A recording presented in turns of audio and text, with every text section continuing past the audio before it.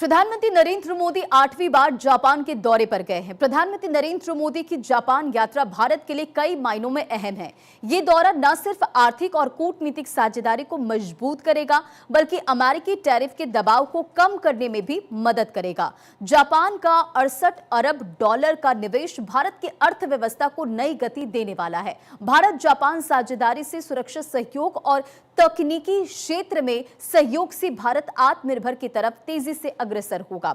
Japan का भारत की ओर झुकाव और अमेरिका के साथ तनाव को देखते हुए ये यात्रा ग्लोबल डिप्लोमेसी में भारत की स्थिति को और मजबूत करेगी। दोनों देशों का ये गठजोड़ हिंद प्रशांत क्षेत्र में शांति और स्थिरता के लिए भी काफी ज्यादा इंपॉर्टेंट है। मोदी जी, जापान में आपका हार्दिक स्वागत है।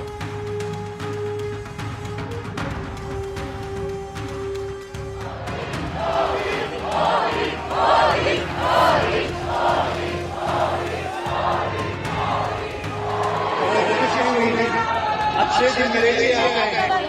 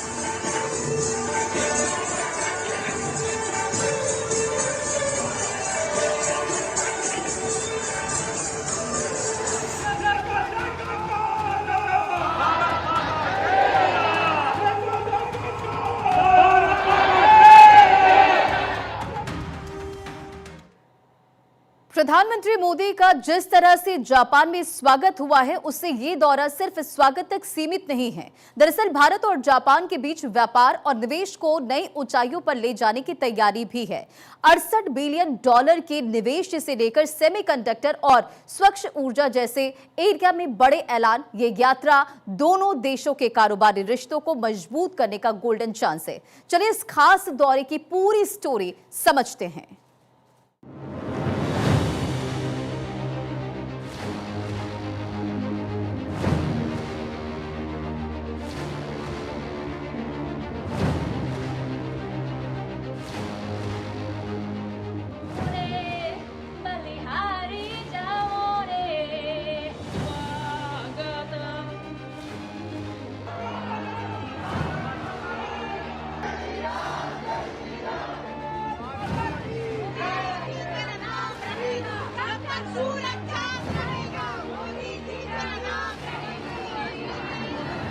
भारतीय प्रधानमंत्री नरेंद्र मोदी जापान पहुंचे।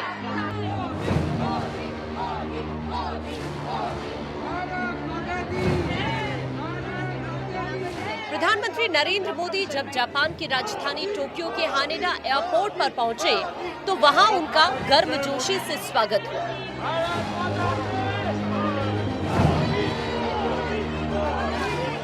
भारतीय समुदाय और जापानी लोग बड़ी संख्या में वहां पर मौजूद थे, जिन्होंने भारत माता की जय के नारे और गायत्री मंत्र के साथ उनकी अगवानी की। ओम भूर्भुवः स्वः तत्सवितुर्वरेण्यं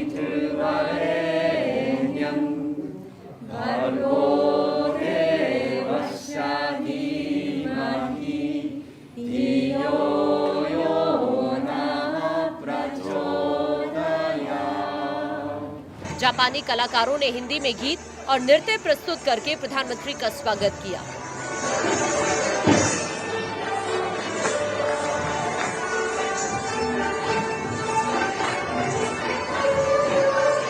टोक्यो में भारतीय प्रवासियों ने भी प्रधानमंत्री नरेंद्र मोदी का जोरदार स्वागत किया।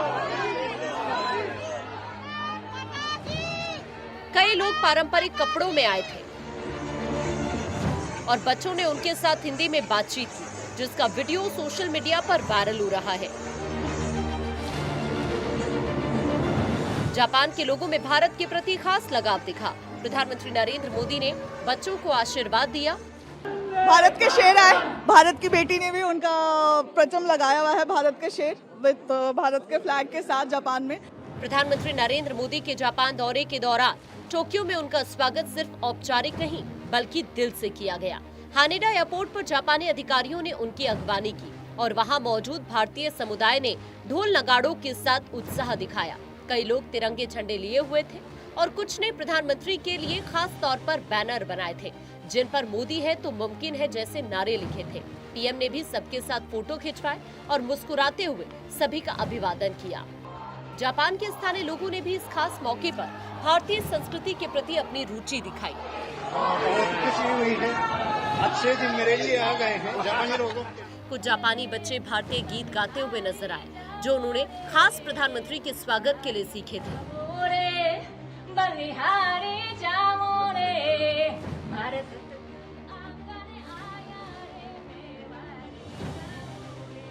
पीएम के होटल के बाहर भी भारतीय प्रवासियों का जमावड़ा रहा। लोग सुबह से ही वहां पर इंतजार कर रहे थे ताकि उनकी एक झलक पा सके। कुछ युवाओं ने प्रधानमंत्री के साथ सेल्फी लेने की कोशिश की और पीएम ने भी बड़े प्यार से सबके साथ यहां वक्त बिताया।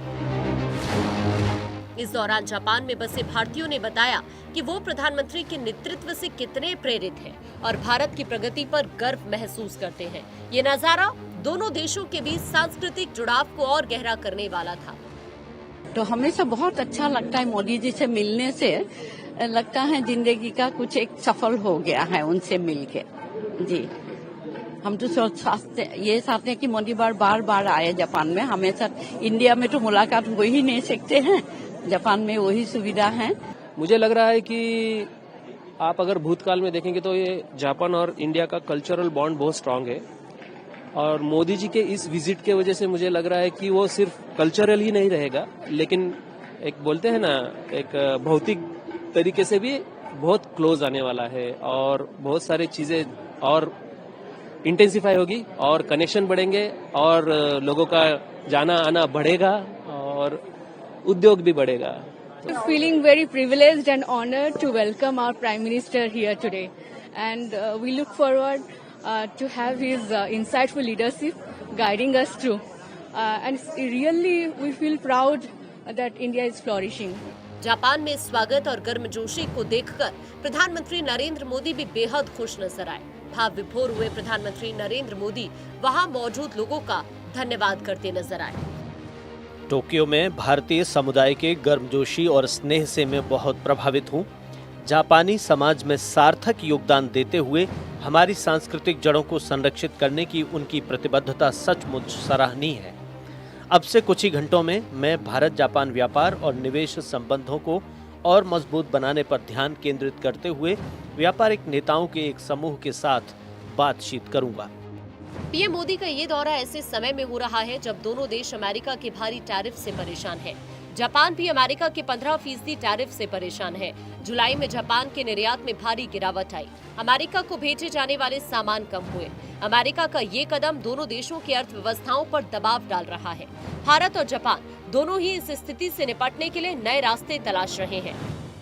ऑटो सेक्टर में हमारी भागीदारी बेहद सफल रही है और अभी प्रधानमंत्री जी ने इसका विस्तार से वर्णन किया।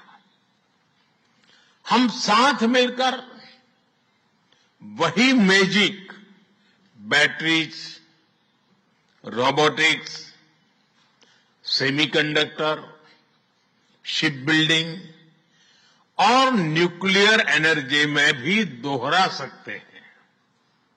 साथ मिलकर हम ग्लोबल साउथ, विशेषकर अफ्रीका के विकास में अहम योगदान दे सकते हैं। मैं आप सबसे आग्रह करता हूं, कम make in India, make for the world. Suzuki और डाइकिन की सक्सेस स्टोरीज आपकी भी सक्सेस स्टोरीज बन सकती है। पीएम मोदी की जापान यात्रा क्या मायने रखती है, इसका अंदाजा आप इस बात से लगा सकते हैं कि जापान ने 550 अरब डॉलर के निवेश पैकेज की भी परवाह नहीं की। आपको बताते हैं कैसे। जापान ने पहले अमेरिका के साथ 550 अरब डॉलर के निवेश पैकेज की बात शुरू की थी ताकि टैरिफ कम हो। जापान के व्यापार वार्ताकार रियोसेई अकाजावा ने आखिरी समय में अपनी अमेरिका यात्रा को रद्द कर दिया, जिससे ये डील अटक गई। ये कदम जापान की नाराजगी को दिखा ही रहा है, साथ ही भारत के साथ वो अपने रिश्तों को कितना तवज्जो देता है, इसकी बादगी भी दिख रही है। जापान शायद अब अमेरिका पर कम निर्भर होना चाहता है और भारत जैसे नए बाजारों की तरफ देख रहा है। भारत की 1.4 अरब की आबादी और तेजी से बढ़ता मध्यम वर्ग जापान के लिए एक बड़ा अवसर है। जापान के पीएम के साथ बैठक में भारत जापान सहयोग के अगले 10 सालों का खाका खींचा जाएगा। भारत और जापान दोनों ही हिंद प्रशांत क्षेत्र में शांति और स्थिरता चाहते हैं। इस क्षेत्र में चीन की बढ़ती ताकत को देखते हुए दोनों देशों का साथ आना और भी जरूरी हो गया है। सुरक्षा सहयोग में सैन्य अभ्यास, खुफिया जानकारी साझा करना और रक्षा उपकरणों का सह निर्माण शामिल हो सकता है। इसके अलावा आर्थिक साझेदारी में जापान भारत में बड़ा निवेश करने की योजना बना रहा है। भारत की अर्थव्यवस्था तेजी से बढ़ रही है और अंतर्राष्ट्रीय मुद्रा कोष यानी IMF के मुताबिक 2025 में भारत की GDP वृद्धि 6.4% हो सकती है। जानकारी के मुताबिक मोदी का जापान दौरा आखिर अहम क्यों है, समझते हैं। जापान 68 बिलियन डॉलर निवेश का प्लान कर सकता है। दोनों देश 2008 के संयुक्त सुरक्षा सहयोग अपग्रेड करने का ऐलान कर सकते हैं।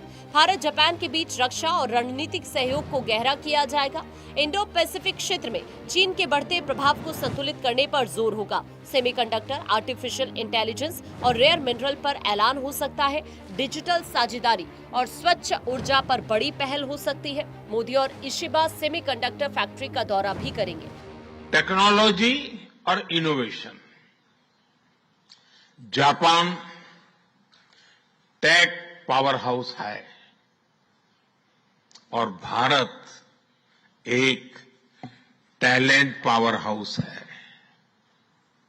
भारत ने AI, semiconductor, quantum computing, biotech और स्पेस में बोल्ड और एम्बिशियस इनिशिएटिव लिए हैं। जापान की टेक्नोलॉजी और भारत का टैलेंट मिलकर इस सदी के टेक रिवॉल्यूशन का नेतृत्व कर सकते हैं। अमेरिका और भारत के बीच टैरिफ को लेकर तनाव बढ़ रहा है। अमेरिका ने भारत से रूस के साथ तेल व्यापार बंद करने की मांग की है, जिसे भारत ने ठुकरा दिया। भारत का कहना है कि ये टैरिफ व्यापार के नियमों के खिलाफ है। इस तनाव ने भारत अमेरिका के रणनीतिक रिश्तों को प्रभावित किया है। दूसरी तरफ जापान भारत के साथ खड़ा नजर आ रहा है। जापान के व्यापार वार्ताकार की अमेरिकी यात्रा रद्द होना इस बात का संकेत है कि जापान भी अमेरिका के रवैये से खुश नहीं है। जापान और भारत दोनों ही क्वाड समूह भारत, जापान, अमेरिका, ऑस्ट्रेलिया के हिस्सा है, जो हिंद प्रशांत क्षेत्र में चीन के प्रभाव को कम करने के लिए काम करता है। लेकिन अमेरिका के टैरिफ ने क्वाड के रिश्तों को भी नया आयाम देना शुरू कर दिया है। ऐसे में भारत और जापान और चीन का एक दूसरे के करीब आना स्वाभाविक ही नजर आ रहा है। भारत और जापान 2008 में साइन किए गए सुरक्षा सहयोग के समझौते में बदलाव करेंगे ताकि अलग अलग क्षेत्र में आपसी सहयोग को और मजबूत किया जा सके। इसके साथ ही दोनों देश एक साझा विजन की भी घोषणा करेंगे, जिसमें भारत में जापान से 10 ट्रिलियन येन का निजी निवेश लाने और भारत में शिंकानसेन बुलेट ट्रेन शुरू करने जैसे 8 क्षेत्र में सहयोग का लक्ष्य शामिल है। Very solid base on which we are building our relationship. 10 years back, in 2014, Honorable Prime Minister Mr. Narendra Modi and the then Prime Minister of Japan, Mr. Abe, entered into an agreement, a special strategic and global partnership for India-Japan relationship. Bharat और Japan के बीच केवल व्यापार और सुरक्षा ही नहीं, बल्कि सांस्कृतिक रिश्ते भी गहरे हैं। बौद्ध धर्म ने जापानी संस्कृति को बहुत प्रभावित किया है। जापान के नारा शहर में टोदाइजी मंदिर में भगवान बुद्ध की विशाल प्रतिमा है, जिसका अभिषेक 752 ईस्वी में भारतीय भिक्षु बोधि सेना ने किया था। इस यात्रा में प्रधानमंत्री नरेंद्र मोदी शोरिनजान दारुमा जी मंदिर भी जाएंगे, जहां उन्हें दारुमा गुड़िया भेंट की जाएगी। ये सांस्कृतिक आदान प्रदान दोनों देशों के लोगों को और करीब लाएंगे। Bureau report, Bharat 24। Bharat Japan रिश्ते केवल सरकारों और समझौतों तक सीमित नहीं हैं, बल्कि लोगों के आपसी आदान प्रदान से भी ये झलकते हैं। और जापान में भारतीय आईटी विशेषज्ञ और योग शिक्षकों की बड़ी संख्या है। वहीं भारत में जापानी भाषा सीखने वालों की संख्या लगातार बढ़ रही है। जब नरेंद्र मोदी जापान के प्रधानमंत्री से उच्च स्तर की बैठक करेंगे तो चर्चा केवल व्यापार या सुरक्षा तक सीमित नहीं रहेगी, बल्कि शिक्षा, स्वास्थ्य, तकनीक और सांस्कृतिक आदान प्रदान जैसे क्षेत्र भी प्रमुख रहेंगे। आइए पहले देख लेते हैं कि भारत और जापान के बीच 2024 और 2025 के बीच कितना कारोबार हुआ। इससे अंदाजा हो जाएगा कि दोनों देश किस तरह से टैरिफ संकट से उबर सकते हैं। साल 2024-25 में भारत जापान कारोबार का अगर हम जिक्र करें तो कुल कारोबार 22.85 बिलियन डॉलर, भारत में कुल आयात 17.69 बिलियन डॉलर। इसी के साथ भारत का कुल निर्यात का अगर हम जिक्र करें तो 5.15 बिलियन डॉलर है। जापान के प्रधानमंत्री शिगेरो इशिबा ने भी भारत के साथ सहयोग बढ़ाने को लेकर बेहद संजीदा वो नजर आए हैं और ये उनके जापान इकोनॉमी फोरम में दिए गए भाषण में भी साफ झलका। आगे बढ़े उससे पहले आपको सुना देते हैं जापान के प्रधानमंत्री शिगेरो इशिबा ने भारत से संबंधों को लेकर क्या कहा।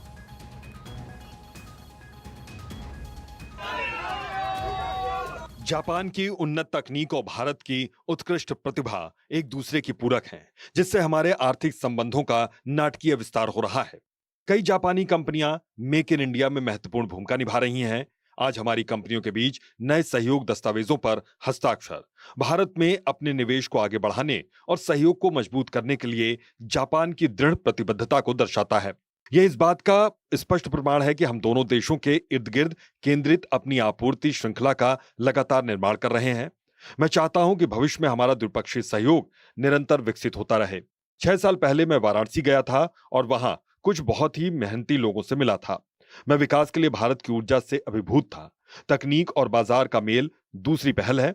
कई जापानी कंपनियां Mumbai, Ahmedabad high speed rail के निर्माण पर मिलकर काम कर रही हैं। मारुति सुजुकी, जिसने 40 साल पहले भारत में प्रवेश किया था, अब एक महत्वपूर्ण बाजार हिस्सेदारी रखती है। भारत और जापान के बीच अभी सबसे बड़ी चिंता टैरिफ को लेकर है। भारत ने अमेरिका के हाई टैरिफ से निपटने के लिए दूसरे देशों के साथ साझेदारी का प्लान तैयार कर लिया है, जिसमें जापान भी शामिल है। और टैरिफ से निपटने का खास प्लान क्या है, अब आप वो भी समझिए। टैरिफ से निपटने के लिए भारत ने योजना बनाई है। 40 देशों में भारत चलाएगा खास अभियान और कपड़ा निर्यात के ये 40 देशों से भारत कांटेक्ट करेगा, यानी कि संपर्क करेगा। ब्रिटेन, जापान, जर्मनी, फ्रांस के लिए ये खास योजना है। यूएस टैरिफ से सबसे ज्यादा प्रभावित है कपड़ा उद्योग। घरेलू खपत बढ़ाकर हो सकती है भरपाई और टैरिफ से अमेरिका भी नहीं रहेगा अछूता। तो भारत ने प्लान तैयार कर लिया है। भारत और जापान में अपनी पैठ बढ़ाने की कोशिश कर रहा है। और दरअसल आपको ये भी बताएं कि भारत और जापान के बीच रिश्ते सिर्फ सरकारों और समझौतों तक सीमित नहीं हैं, बल्कि लोगों के आपसी जुड़ाव में भी ये दिखते हैं। जापान में भारतीय आईटी प्रोफेशनल्स और योग शिक्षक बड़ी संख्या में हैं, तो भारत में जापानी भाषा सीखने वालों की तादाद बढ़ रही है। और इसी के साथ अब रुकेंगे बहुत छोटे से ब्रेक के लिए। खबरों का सिलसिला जारी है भारत 24 पर। इस हेडलाइन के प्रस्तुतकर्ता हैं